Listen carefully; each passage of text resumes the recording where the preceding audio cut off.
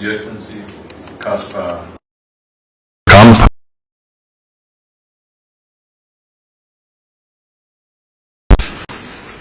members of the press, good afternoon. Hamjambo. Okay. I'm pleased to see you all here, and thank you for turning up. Today, I'm honored to receive and welcome to Kenya His Excellency Caspar Welcome, Minister for Foreign Affairs of the Kingdom of Netherlands, for the first session of political consultations between Kenya and the Netherlands. As you are aware, these consultations are taking place on the sidelines of the state visit to Kenya by Their Majesties King Willem, Alexander, and Queen Maxima of Netherlands. At this juncture, may I express my appreciation to Their Majesties for honoring our invitation for the state visit. Indeed, the visit is symbolic as it coincides with the celebration of 6 decades of excellent relations between our countries. I thank His Excellency Caspar Veldkamp for his political goodwill to cement these relations by being here today and taking time out of the busy program of Her Majesties, the King and the Queen, to engage in political consultations and explore mechanisms for strengthening cooperation between our two friendly countries. Kenya and the Netherlands share a strong bond of friendship, evidenced by high-level visits, robust trade and investment relations, strong partnerships in key sectors including agriculture, green energy, transport, and logistics, among others. We have just concluded a very fruitful engagement where we exchanged views on the current state of relations and explored how we can strengthen and consolidate cooperation between our two countries, both at bilateral and multilateral level, in a range of areas including trade and investment, agriculture, healthcare, climate action, and sustainable development, democracy, regional and global peace and security, and people-to-people relations, among others. We held in-depth discussions on ways of enhancing economic cooperation and shared ideas on new opportunities to elevate trade relations between our two countries. I am pleased to note that Dutch companies continue to have high preference to invest in Kenya, as demonstrated by over 90 Dutch investors accompanying His Majesty the King. There will be numerous activities during the visit for the business delegation to assess the opportunities for investing in Kenya and form important linkages with the Kenyan counterparts. You may wish to know that other than the visiting teams, there are 150 Dutch companies operating in Kenya. Trade between our two countries also remains robust, with Netherlands being Kenya's second largest export destination in Europe and the first in the EU. In 2023 alone, our exports to the Netherlands were valued at over 75 billion Kenya shillings. Additionally, in our discussions today, we have agreed to leverage the Kenya-EU Economic Partnership Agreement to support Kenya exporters to access the EU market and expand trade with the Netherlands. Notably, we held the political consultations. As we held the political consultations, Their Majesties, the King and Queen, are in Naivasha to visit the inland container terminal and some flower farms. This visit to Naivasha will showcase our partnership with the Netherlands in revolutionizing the transport of flowers and other horticultural products right from the farm, on land and by sea freight to overseas markets through the Cool Logistics Corridor project currently being undertaken by the two countries. Accordingly, in today's political consultations, we have agreed to accelerate our efforts to leverage Dutch technology and innovation to enhance the production and export of horticultural products from Kenya to the European market. At the multilateral level, we have agreed to cooperate in advocating for increased and fair development financing for developing countries. We also reiterate our shared and unequivocal commitment to a rules-based international and multilateral system and the principles enshrined in the Charter of the United Nations, including respect for sovereignty and territorial integrity and the protection of human rights as cornerstones of peaceful coexistence between the countries. We also noted that the concurrent membership of Kenya and the Netherlands in the Human Rights Council presents an excellent opportunity for the two countries to collaborate at the multilateral level to promote respect and protection of human rights globally. In environmental conservation and climate action, we appreciate the Netherlands' support to climate change adaptation projects in Kenya under the Financing Locally Led Climate Action program being implemented in Marsabit, Isiolo, and Garissa counties. We have also agreed to scale up our efforts to reduce greenhouse gases, emissions, and strengthen resilience and adaptive capacity by prioritizing green growth and advocating for a more reformed and inclusive global climate financing framework. We have also agreed to expand collaboration in water infrastructure, renewable energy, and climate-smart agriculture. Our meeting today is taking place at the backdrop of a myriad of conflicts in our respective regions and globally, and a multilateral system and global order that is paralyzed by inaction and prioritization of power politics at the expense of global peace. We have therefore shared views on the conflicts in our region and in Europe and agreed to enhance our partnership in peace building. I reaffirmed Kenya's unwavering commitment to promoting conflict prevention, resolution, and stabilization efforts both within the region and globally. I would like to make it clear that Kenya is non-partisan in any of the conflicts in the region. Instead, due to our democratic space and freedom of media, many groups have found Nairobi as a place to communicate. Kenya is committed to finding long-lasting peace and security solutions in the region and welcomes recent developments, including the ongoing EAC SADC process. As I conclude, I take this opportunity to thank His Excellency Caspar Weldekamp for the fruitful engagement and measurable milestones we have achieved today. Both sides recognize the tremendous opportunities our relations present to the mutual benefit of our countries. I reaffirm Kenya's commitment to deepen and broaden our relations with the Netherlands and look forward to many engagements in the future.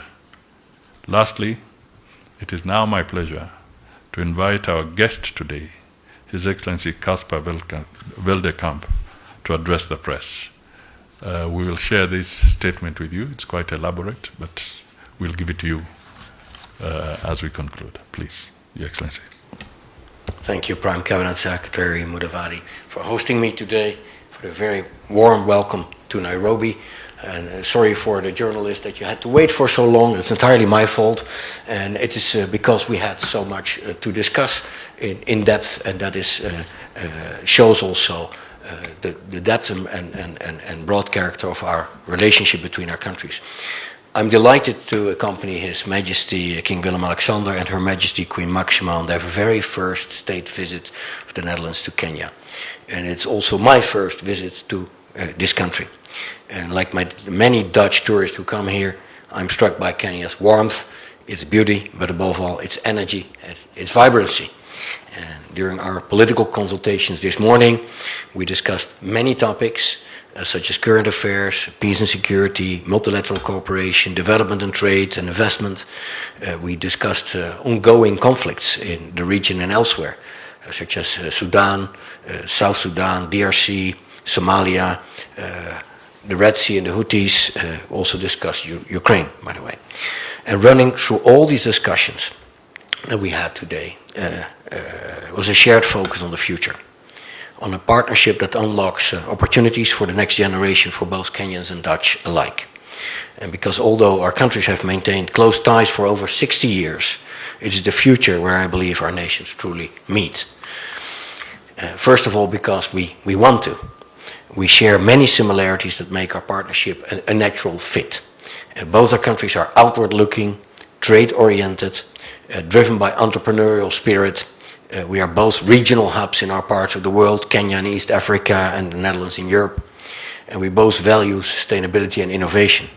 Kenya is leading in renewable energy, while the Netherlands is known for its expertise in sustained agriculture and water management. And we both believe in multilateral cooperation, the rules-based international order, as my colleague already mentioned, respect for international law. And we actively contribute to peacekeeping, conflict resolution, having a strong voice on issues like climate change and human rights. And this natural fit creates a strong foundation for our people, our businesses and our governments to connect, to cooperate and to grow together. So yes, I'm confident that on this solid base, our ties will grow stronger over the next years. But secondly, we need to deepen our relations. The world is changing rapidly. Global power shifts, rising geopolitical tensions make partnerships with stable, forward-looking countries like Kenya more important than ever. And as new powers increase their influence, it is vital that we stand together with partners who share our commitment to stability, sustainability, and the rules-based international order. And this state visit is more than a confirmation of our long-standing friendship. It is a joint commitment to deepen and elevate our partnership for the benefit of both countries. Your country is full of opportunity, driven by a dynamic young population that has the potential to play a transformative role in shaping Kenya's and Africa's growth in the years to come.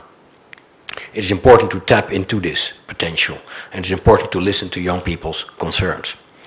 The Netherlands is eager to work with you to promote sustainable trade and development, to tackle shared security challenges, to champion our common values on the global stage. And this is a partnership of opportunity, a partnership for prosperity, a partnership for our shared security, stability, a partnership for the future. So let's continue building this future together. Asanteni sana. Thank you very much.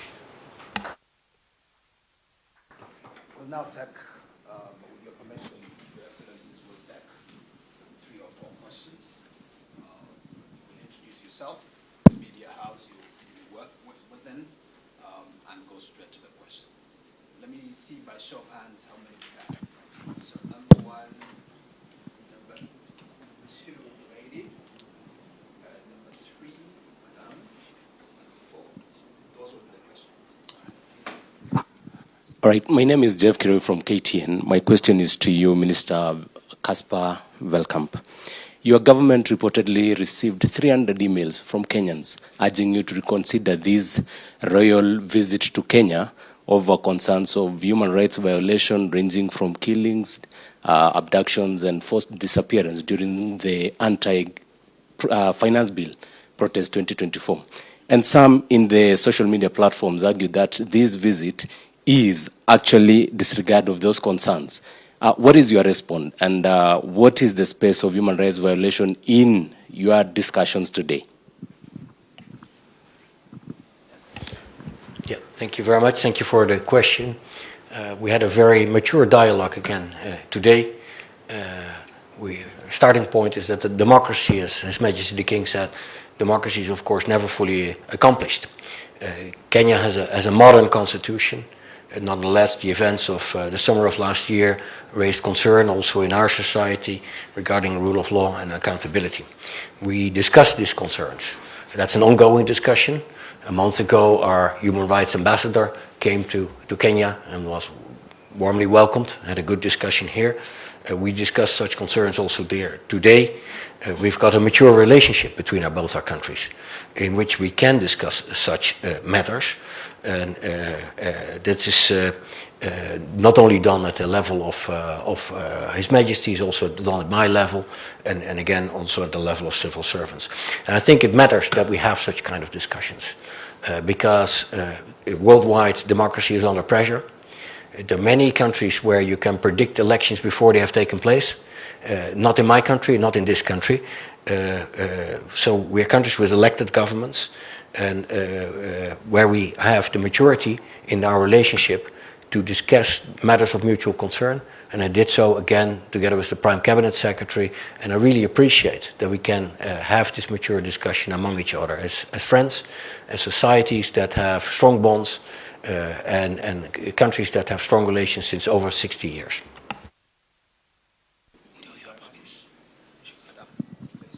My name is Efinya Kidi, Ramogi TV Royal Media. Mine goes to Prime CS Musalia Mudavadi. Both of you have mentioned peace building. I would just like to know, Somalia president survived a militia attack. So does this worry the country now that we are seeking to enhance more peace measures between Kenya and also other countries like Netherlands now? Thank you. Thank you, Madam. It does worry us.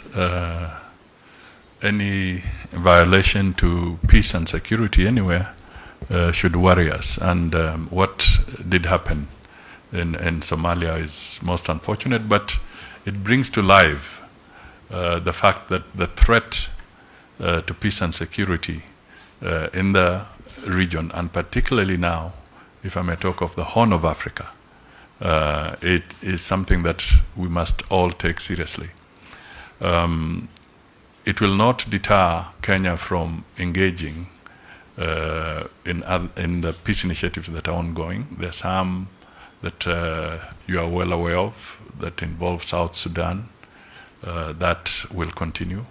Also peace initiatives in Somalia itself that will continue. We have the DRC process, which I alluded to in the statement, that will continue, and also the Sudan challenge. We shall continue being a constructive interlocutor on matters of peace in the region. Mr. Minister, maybe just for purposes of bringing out the symbolism of this room is called Amani Room. It stems from the 42 days of negotiating Kenya's peace process in this very room with the late Kofi Annan, the late Mukapa, Madame Gracia Machel, and of course the different parties from the Kenyan political landscape. And I was part of that team, including President Ruto, who is our president today. And it is through dialogue, those 42 days, it was through that dialogue that we were able to come to terms and even lay the foundation for Kenya's new constitution that came up in 2010. So all I'm trying to emphasize is that as we stand here, the symbolism is immense, that matters of peace and security must be handled through dialogue. And we shall continue doing that as a country.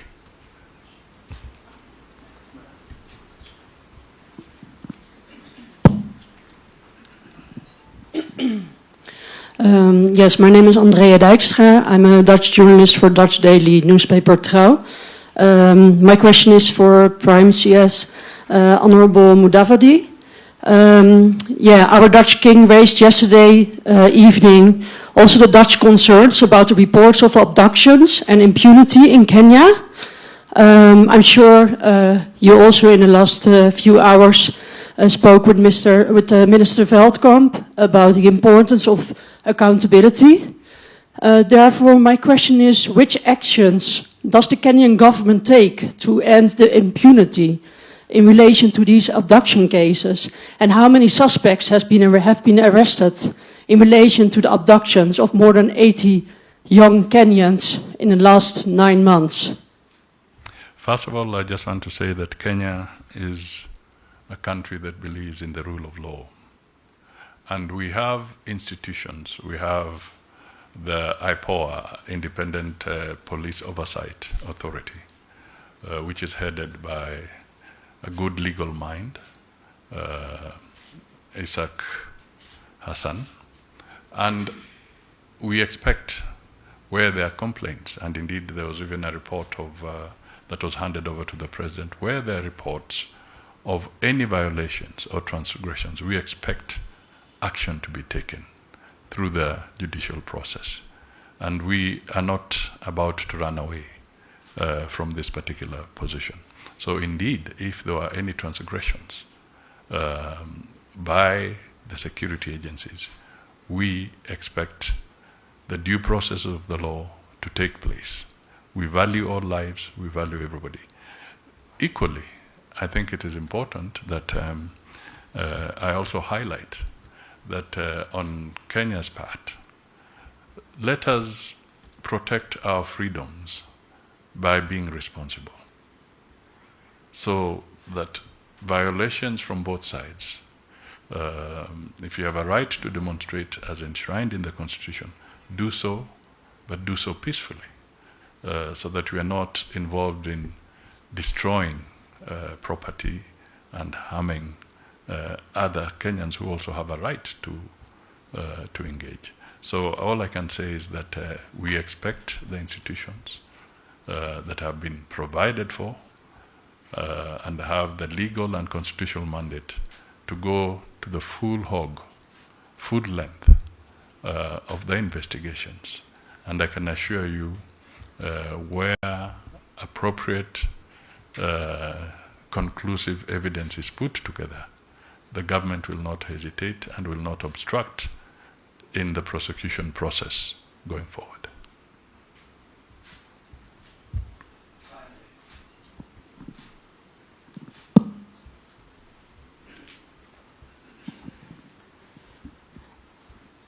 Good afternoon. My name is Ode Francis from Citizen TV. Mine is about the lady Nduta who was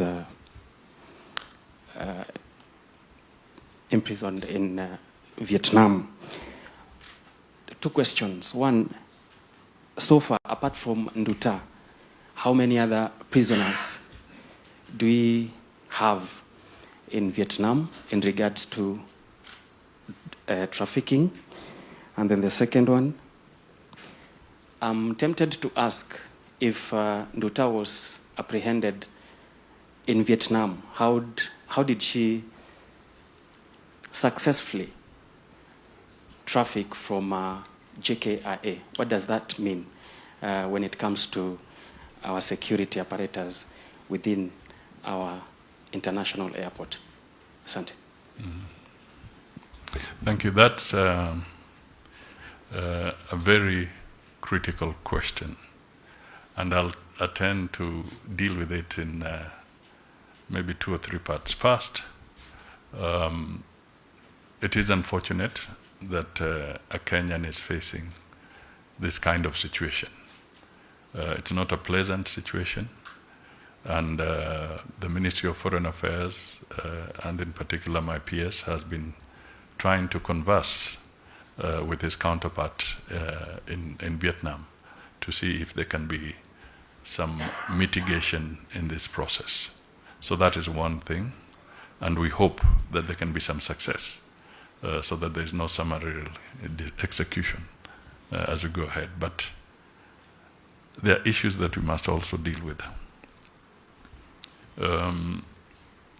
I can tell you that in different countries today, I may not have an exact figure on Vietnam, but later, because I was planning to issue a statement on this particular space, but I'll attempt to deal with it now. We have a record, and we are still counting, that out of the Kenyans in the diaspora, we have a total of about 1,000 Kenyans in different countries facing incarceration for different offenses. Each country will have a number. Okay? Now, Some could be misdemeanors, some could be very serious offenses. So I cannot specifically at this stage tell you that this is the particular offense per individual. And we are trying to gather data from other countries, because as Kenyans travel, they do not declare that they are traveling. So they travel on their own volition. It is their right, and they can go to whichever country they can go to, as long as they have their visas approved by those respective countries. So that's one factor. Second, the issue of drug trafficking. And we are not trying to say she's guilty or not guilty, other than what we have as a record from the judicial process in Vietnam. So ours is not about a judgment, but working on that basis. If we want to also send a clear message as a country, we need to be careful that Kenyans who are stepping out into the diaspora do not fall into the trap of engaging in any illegal activities. It's absolutely important that this is taken. We want responsible Kenyans at home, and we equally want responsible Kenyans in the diaspora, in whatever country you are in. We have been at the forefront in promoting bilateral labor agreements, trade, also focusing on responsible mobility of labor and so forth. We've been talking to these things. And one of the things I've been emphasizing is that please, the young Kenyans that are going out, remember that the moment you board a plane and the wheels have lifted, when you land in whatever country you're going into, the laws that apply are not Kenyan laws. They are the laws of that respective country. So please respect the law. Vietnam has got its own judicial processes, and we want to make it clear that we do not want to market Kenya as a conduit for illicit trade, whether drugs or human trafficking or any other contraband or even illicit firearms. We have to be very clear to this, and we have to be collective and understanding on this matter. So it is important that as we deal with these cases, we have to appreciate that it's a bigger issue, and in certain instances we have a process where we are also working on instruments that are being negotiated by Ministry of Foreign Affairs and the Attorney General's office, so that we can have mutual agreements on even how to deal with exchange of prisoners and so forth. And this is a process where you have to talk to each country separately, because the rules may be different, that would allow mutual exchange of those who either have almost concluded their term or they are about to end. So you have to look at it also in the context that if somebody is murdered in Kenya by somebody else, we expect the rules of Kenya to apply. Those who may be involved in illicit drug trade, whether they are Kenyans or not, but if they are found within the Kenyan space, then the laws of Kenya will apply on those matters. So I think I can only appeal to you, and thank you for your question, because it's so important that we convey this message to the Kenyans in an objective and fair way, so that nobody thinks that it's a simple game. Once you step into a plane, you board a plane and you leave. and you land somewhere else, the laws that apply are not Kenyan laws. They are the laws of that country. And you have seen there were cases in Kenya of the Akashas. They are incarcerated in the US on drug-related matters. So therefore, this would not, if indeed it's the case, it will not be the first one. Okay? Because there are others. But all lives matter.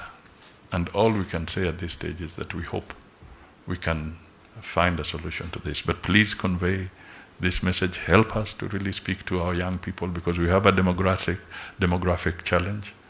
Jobs may be a problem for us today, but because our population is very, very young, people might think it's an adventure. It's not an adventure.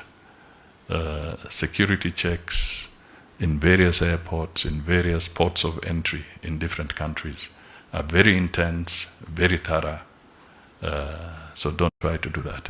And for Kenya, we also want to make sure that we continue to intensify the surveillance here. I can tell you there are so many also incidents where we have nabbed narcotics at our ports of entry. So it's not as bad as that. But once in a while, it's possible that there could be slippage. So we hope that with this, because we don't really know whether she was conveying this directly from here or from another station. There are even very simple messages that come across. Travel tips that don't lose sight of your bag. They ask you a very simple question: who packed your bag? So if you are traveling and you're allowing somebody else to pack your bag, how sure are you that the person packing your bag is Jesus? Thank you. This brings us to the end of this briefing.